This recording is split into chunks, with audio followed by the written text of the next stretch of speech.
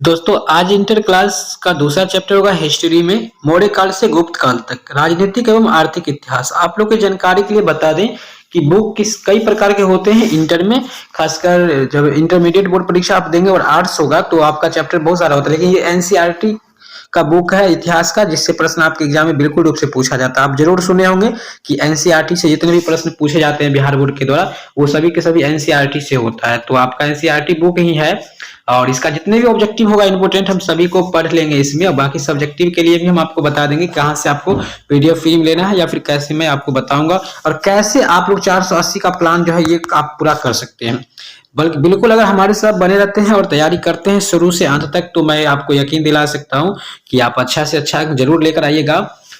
खैर हम क्वेश्चन को स्टार्ट करते हैं। इलाहाबाद प्रशस्ति का लेखक कौन है? तो पहला का आंसर होगा सी, हरिसेन हो जाएगा, ऑप्शन आपका सी। क्वेश्चन को सुन करके याद करते चलिए, हो सके तो वीडियो को एक दो बार रिपीट करके देख लीजिएगा, उम्मीद है कि आपको याद हो जाएगा। चाणक्य भारत के किस शिक्षण संस्थान में अध्ययन किया था? चाणक्य बहुत बड़े ही विद्वान थे, जरूर सुने होंगे इसके बारे में, चाणक्य नीति के बारे में। ये किस विद्यालय से शिक्षण संस्थान से ये पढ़ाई किए थे? तो वो है आपका तक्षशिला विश्वविद्यालय, जो कि अपने बिहार में ही है, बिहार में शायद है। प्राचीन भारत में यहाँ पे ऑप्शन ए है औदंतपुरी विश्वविद्यालय कहाँ स्थित है? तो ये मगध में है। याद रखिएगा महाजन पद में 16 महाजन पद थे जिसमें से मगध सबसे शक्तिशाली था, 16 में मगध सबसे शक्तिशाली था। संघ संबंध की शुरुआत कब हुई थी? देखते होंगे तारीख डेट में होता है कैलेंडर में ठाकुर प्रसाद वाले में, संघ संबंध इतना इतना, तो वो कब शुरू हुआ था? तो बी ऑप्शन होगा 78 ईसा पूर्व, ऑप्शन नंबर बी। 5 सवाल है। विश्व में पाई जाने वाली पहली धातु क्या थी? तो वो है चांदी। पूरी दुनिया में सबसे पहला धातु पाया जाने वाला है तो वो है आपका सिल्वर, यहाँ पे सिल्वर अर्थात चांदी हो जाएगा, ऑप्शन नंबर डी। भारत की सबसे प्राचीनतम लिपि क्या है भाई? सबसे पुराना प्राचीनतम मतलब सबसे पुराना लिपि जो है वो है आपका ब्राह्मी लिपि है, ऑप्शन आपका बी करेक्ट आंसर हो जाएगा। 7 है प्रयाग प्रशस्ति का संबंध किस गुप्त शासक से है? प्रयाग प्रशस्ति का संबंध किस गुप्त शासक से है? तो 7 का आंसर बी होगा समुद्रगुप्त, ऑप्शन आपका बी बिल्कुल करेक्ट है। 8 है अपने स्वयं के खर्चे से सुदर्शन झील की मरम्मत किसने कराई थी? सुदर्शन एक झील का नाम है जिसकी मरम्मत खुद के पैसा पे कराए थे कुछ ऐसे लोग थे जिनका नाम है रुद्रदमन थे। चलिए ऑप्शन नंबर सी। आगे आपका 9 नंबर है इंडिका के लेखक कौन है? देखिए याद रखिएगा इंडिका का लेखक है मेगास्थनीज, जो चंद्रगुप्त मौर्य के साथ भारत आए थे और ये यूनानी थे, राजदूत थे, ठीक है। वास्तव में देखा जाए तो ये चंद्रगुप्त मौर्य का लोकनिया हो जाएगा, बट यहाँ पे राजदूत बोला गया, कोई दिक्कत नहीं है क्योंकि सेल्यूकस के बेटी से शादी किए थे राजदूत और सेल्यूकस के दरबार से मेगास्थनीज को भेजा गया था भारत। सेल्यूकस ने अपनी पुत्री का विवाह किस राजा से कराया था? तो अभी हमने बताया था चंद्रगुप्त मौर्य से, मजबूरी में कराया था क्योंकि सेल्यूकस ने युद्ध में चंद्रगुप्त मौर्य से हार गया था।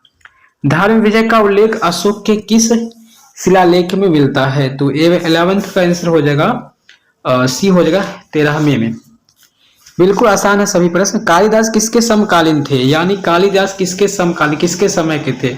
तो 12 का आंसर सी होगा चंद्रगुप्त द्वितीय के समय के, चंद्रगुप्त द्वितीय यहाँ पे पढ़ेंगे।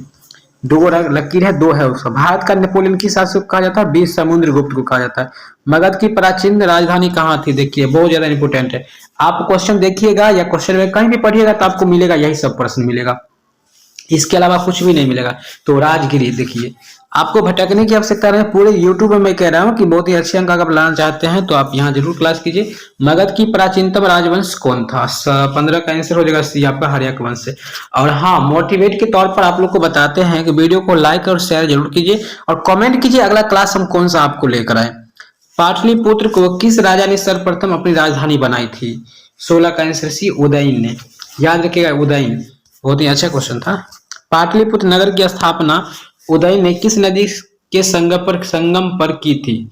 तो 17 का आंसर डी हो जाएगा, इन्हें सभी संगम पर कराई थी, इन सभी बातों पर, ऑप्शन आपका डी करेक्ट आंसर है। 18 है रथ मूसल नामक आक्रामक यंत्र का प्रयोग किस जनपद में सबसे पहले किया था? तो 18 का आंसर हो जाएगा ऑप्शन नंबर सी, मगध ने किया था। मगध सबसे शक्तिशाली था, इन्होंने ही अच्छे अच्छे सामानों का प्रयोग किया था, हथियार का। ताम्रलिप्त बंदरगाह अवस्थित था, कहाँ अवस्थित था? तो 19 का सी होगा, बंगाल में अवस्थित था। 20 है चंद्रगुप्त मौर्य किस धर्म को मानने वाला था? ये चंद्रगुप्त मौर्य खुद ये देखिए किस वंश को किस धर्म को ये मानते थे? तो वो धर्म है इसका जैन धर्म को मानते थे। जैन धर्म को मानते थे, उसी समय बौद्ध धर्म के भी मानने वाले लोग बहुत सारे थे। मौर्य वंश का अंतिम राजा कौन था? जैसे बोलते हैं ना, मुगल वंश का अंतिम राजा कौन था? बहादुर शाह जफर। और यहाँ है मौर्य वंश का अंतिम, मुगल का हो जाएगा बहादुर शाह जफर, बहादुर शाह जफर हो जाएगा, ठीक है। जबकि मौर्य वंश का जो अंतिम राजा था वो था आपका बृहदर्थ, ऑप्शन नंबर डी।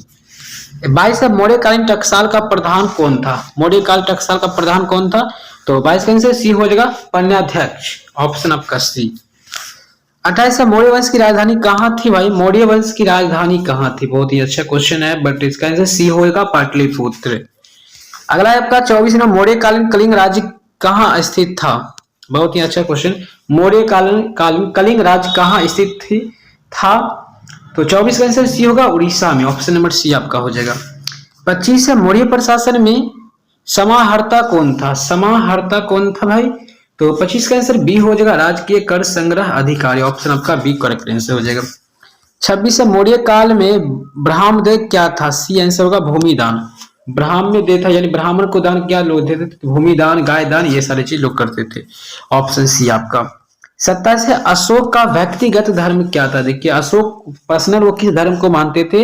तो वो पर्सनल जो धर्म मानते थे, बौद्ध धर्म मानते थे, और ये काफी प्रचार प्रसार भी किए थे बौद्ध धर्म का, विदेश तक प्रचार किए थे।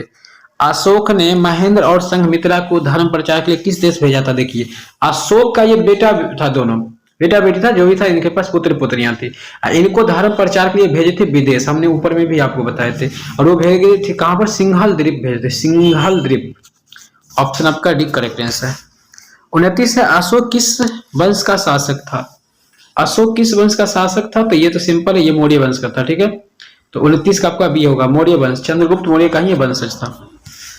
30 है अशोक कौन सा बौद्ध भिक्षु के प्रभाव में आकर बौद्ध धर्म का समर्थक बन गया था? तो ये होगा उपगुप्त के ये समक्ष और इनके बातों में आकर के, ठीक है, ऑप्शन ए। दोस्तों हम ज्यादा विशेष आपको नहीं बताएंगे, इसमें बहुत सारा प्रश्न है, तो आप गूगल पे आ जाइए और गूगल पे सर्च कर लीजिएगा आप लोग माधव NCERT क्लासेस या फिर madhavanc.com, और 12th वाले पे जाकर के होम पेज पे जाकर के आप पूरा क्लास को कीजिए यहाँ पे। और हम विशेष आपका समय लेना नहीं चाहेंगे, और आगे आपका कौन सा क्लास चाहिए हमें कमेंट करके जरूर बताएं, और मोटिवेट के तौर पे प्लीज आप लोग कमेंट जरूर कीजिएगा कि अगला क्लास कौन सा चाहिए आपको। और साथ ही वीडियो को लाइक कर लीजिएगा और चैनल को जरूर सब्सक्राइब कीजिएगा और वीडियो शेयर कीजिएगा, तभी तो भाई हम बहुत सारे लोग यहाँ पर आकर के क्लास को करेंगे, क्योंकि बहुत सारे बच्चे को ये पता ही नहीं कि यहाँ पे क्लास भी चलता है बिल्कुल फ्री ऑफ कॉस्ट। बाकी के लिए मिलते हैं नेक्स्ट टाइम, तब तक के लिए जय हिंद।